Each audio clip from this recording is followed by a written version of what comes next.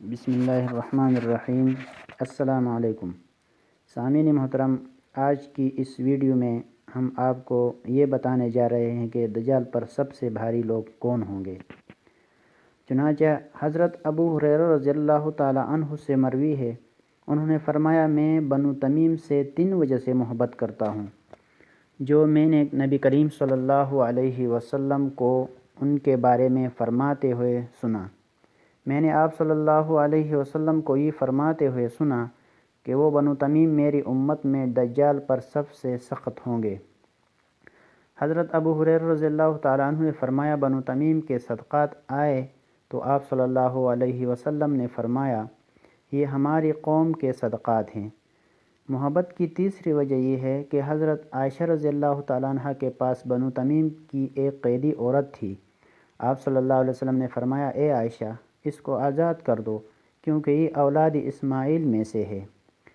مسلم شریف کی ایک دوسری روایت میں بنو تمیم کے بارے میں دجال کے بجائے یہ الفاظ ہیں، ہم اشد الناس قتالا فی الملاحم، یعنی بنو تمیم ملاحم آخری دور کی گھمسان کی جنگوں میں لوگوں میں سب سے سخت قتال کرنے والے ہیں۔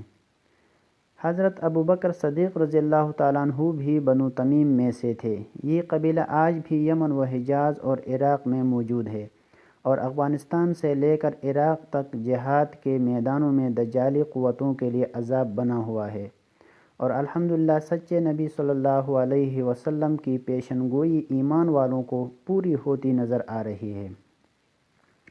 سامعین محترم، نبی کریم صلی اللہ علیہ وسلم نے فرمایا، قیامت اس وقت تک نہیں آئے گی جب تک تم خوز اور کرمان سے جنگ نہ کر لو، جو کہ عجمیوں میں سے 2 قومیں ہیں، سرخ چہرے والے، چپٹی ناک والے، چھوٹی آنکھوں والے، گویا ان کے چہرے تہ بتہ ڈھال ہوں، ان کے جوتے بالوں کے ہوں گے۔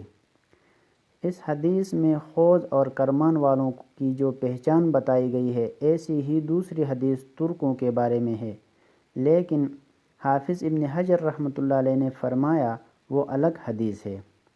سامعین محترم، حضرت ابو ہریرہ رضی اللہ تعالیٰ عنہ نے فرمایا، میں نے رسول اللہ صلی اللہ علیہ وسلم کو فرماتے ہوئے سنا، دجال خوز اور کرمان میں 80,000 لوگوں میں اترے گا جو پیروں میں بال پہنتے ہوں گے اور تیلسانی چادریں اوڑے ہوں گے، گویا ان کے چہرے تہ بتہ ڈھال ہوں۔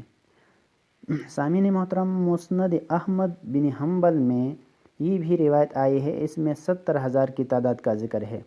حضرت ابو ہریرہ رضی اللہ تعالیٰ نے فرمایا، میں نے رسول اللہ صلی اللہ علیہ وسلم کو یہ فرماتے ہوئے سنا کہ دجال خوز اور کرمان میں ضرور اترے گا، 70,000 لوگوں میں جن کے چہرے تہ بتہ ڈھال ہوں گے۔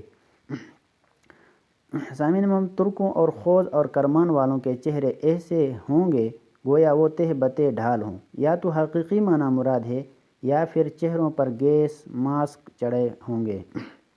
سامعین محترم، دجال اور اس کے حواریوں کے بارے میں جو صحیح احادیث آئی ہیں، ان میں سے اکثر کا تعلق موجودہ ایران کے شہروں کے ساتھ ہے۔ دجال کا خروج اصفہان سے ہوگا اور اس کے ساتھ 70,000 اصفہانی یہودی ہوں گے۔ خوز اور کرمان کے بارے میں بھی صحیح روایت گزر چکی ہیں، ان احادیث کے کیا معنی لیے جائیں اور ان سے کیا سمجھا جائے، اس کی 2 صورتیں ہو سکتی ہیں۔ پہلی صورت یہ کہ ایران پر مکمل یہودیوں کا قبضہ ہو جائے گا، دوسری یہ کہ حکومتیں اسی طرح رہیں گی لیکن اصل حکمران یہودی ہوں گے۔ سامعین محترم، اس میں کوئی تعجب کی بات نہیں ہے، ایران میں یہودی قدیم زمانے سے بسے چلے آ رہے ہیں، ان میں سے بعض قبیلوں نے ظاہراً اسلام قبول کر لیا لیکن اصلاً یہودی ہی رہے۔ ایسا ہی ایک فرقہ اصفہان، مشہد اور ایران کے دیگر اہم شہروں میں آباد ہے، جو جدید اسلام کے نام سے مشہور رہا ہے۔ اصفہانی یہودی تمام یہودی قبائل میں ممتاز مقام رکھتے ہیں۔ اس کا اندازہ آپ اس بات سے لگا سکتے ہیں کہ اصفہانی یہودی کئی مرتبہ حکومت اسرائیل کی اس درخواست کو مسترد کر چکے ہیں جس میں اسرائیل نے انہیں اسرائیل میں آ کر بسنے کی دعوت دی تھی۔ چنانچہ ایرانی یہودیوں نے اسرائیل کے بجائے امریکہ اور فرانس جانے کو ترجیح دی۔ ایرانی یہودی خام یدید یا شوفت کو اپنا روحانی باپ مانتے ہیں۔ سامعین محترم، ایران سے یہودیوں کی محبت کی وجہ تاریخی ہے۔ یہاں حضرت دانیال علیہ السلام کا مقبرہ، حضرت بنیامین کا جسد، نبی سارہ عاشرہ مقبرہ بھی اصفہان میں موجود ہے۔ ایک اور نبی استرومرت خائی کا مقبرہ ہمدان میں ہے۔ اصفہان ہی کے اندر یہودیوں کا بہت بڑا مرکز قائم ہے۔ ایران کی پالیسیوں میں بھی کچھ چیزیں ایسی ہیں جو ایران کے ظاہری تشخص سے بالکل برعکس ہیں۔ ایران کا امریکہ تجارتی تعلقات، ایران بھارت گہری دوستی کی جڑیں، حتیٰ کہ پاکستان سے بھی زیادہ۔ افغانستان پر امریکی قبضے پر خاموشی، بلکہ اب امریکہ کے ساتھ خفیہ تعاون، پاکستان کے اندر اسٹیٹ کے خلاف شیعوں کو استعمال کرنا، پاک بھارت تنازعات میں پاکستان کا ساتھ نہ دینا وغیرہ۔ سامعین محترم، ایران کا سرکاری نشان کیا ہے؟ یہ بھی آپ کو بتاتے چلیں کہ ایران کا سرکاری نشان کیا ہے۔ آپ اس کے جھنڈے پر دیکھ سکتے ہیں، پھر اس نشان کی حقیقت بھی خود ہی تلاش کر لیجئے۔ یہ نشان یہودیوں کے ہاں جادو میں بڑا مؤثر سمجھا جاتا ہے۔ ایران کے سرکاری طیارے پر شیطان بزرگ کی تصویر بنی ہوئی ہے، جو کہ سرکاری نشان ہے۔ یہ ڈیگون ہے۔ دھڑ سے نچلا حصہ مچھلی اور اوپری حصہ ننگا بوڑھا ہے، جس کے سر پر ابلیس کا تاج رکھا ہوا ہے۔